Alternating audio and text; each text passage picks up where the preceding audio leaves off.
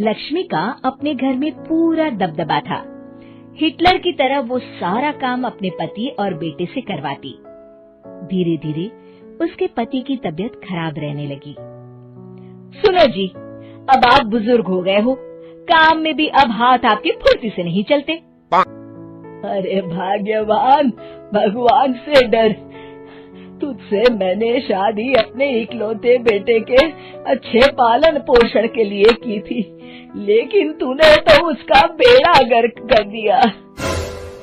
मैंने क्या किया? पढ़ाया लिखाया, अब नौकरी नहीं लग रही तो मैं कैसे जिम्मेदार हो गई? अब घर में बैठकर रोटी तोड़ रहा था तो मैंने कहा काम ही कर ले। एक तो भला करो और ऊपर से बातें सुनो। तभी सारंग वहां आ जाता है। बहुत भूख लगी है माँ, कुछ खाने को दे दो। अब तुम्हारे पापा का हाथ तो चल नहीं रहा है, मैं ही जा रही हूँ आज किचन में, बनाती हूँ कुछ। हे भगवान, कैसे होगा इतना काम मुझसे? लक्ष्मी किचन में काम कर रही होती है कि तभी अचानक उसे आइडिया आता है। अरे मैं भी ना, अरे यहाँ तो फ्री की नौकरानी ला सकती हूँ मैं, फिर मैं क्यों खाना बना रही हूँ? उस दिन लक्ष्मी सारंग की पसंद का खाना बनाती है और बैठकर उसे बड़े ही प्यार से खिलाती है। खा ले बेटा, खा ले, पेट भर के खा ले। अरे रुक, मैं तेरे लिए ना गर्मा गर्म रोटियां लाती हूँ। सारंग और उसके पिता एक दूसरे की ओर बड़े ही हैरानी से देखते हैं। बेटा सारंग, जरूर दाल में कुछ काला है, वरना ये औरत तो हमें बासी खाना भी सुकून से ना खाने दे। सुनील की बात लक्ष्मी सुन लेती है और जोर जोर से चिल्लाने लगती है। अरे हाँ, भलाई का तो जमाना ही नहीं रहा। एक तो आग में खुद को जलाकर तुम लोगों के लिए खाना बना रही हूँ और ऊपर से तुम्हें दाल काली लग रही है।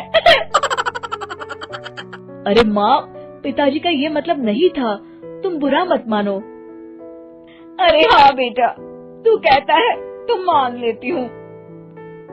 लक्ष्मी सारंग के पास बड़े ही प्यार से बैठ जाती है और फिर कहती है, बेटा मैंने ना तेरी शादी करने की सोच ली है। अब तेरे पिताजी के हाथ भी नहीं चलते तो सोच रही हूँ तेरे लिए बीवी ले आऊं।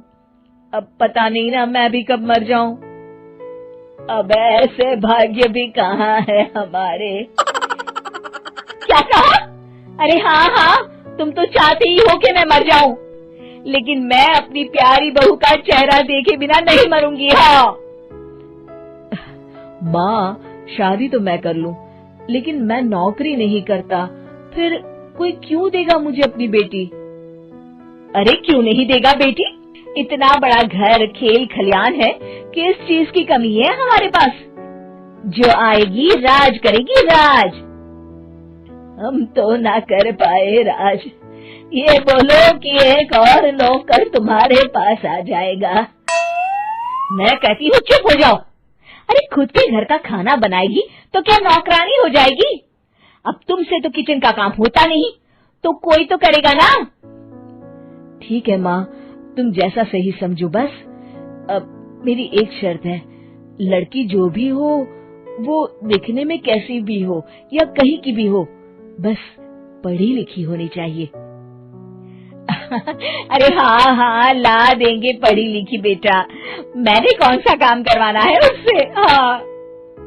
और फिर एक दिन पास के गांव की ही रति से सारंग की शादी हो जाती है।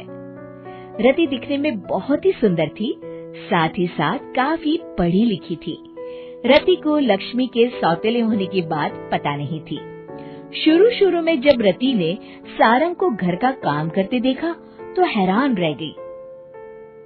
अरे ये तो अच्छी बात है कि आप घर का काम करते हैं, लेकिन मैं तो घर में ही हूँ ना, आप क्यों कर रहे हैं जी? जाइए आप नौकरी के लिए अप्लाई कीजिए ना। तभी लक्ष्मी वहाँ आ जाती है। अरे रति बहू, करने दे उसे काम। और हाँ, मेरे घर के कुछ नियम है, कायदे हैं, यहाँ बीच में ना ही बोलो तो तुम्हारे लिए अच्छा होगा। रति को लक्ष्मी की बात कुछ अजीब सी लगती है। वो समझ नहीं पाती है कि वो ऐसा व्यवहार क्यों कर रही है, लेकिन उसे लक्ष्मी के सौतेले होने के बारे में कुछ पता नहीं चलता है। फिर एक दिन तो हद ही हो जाती है।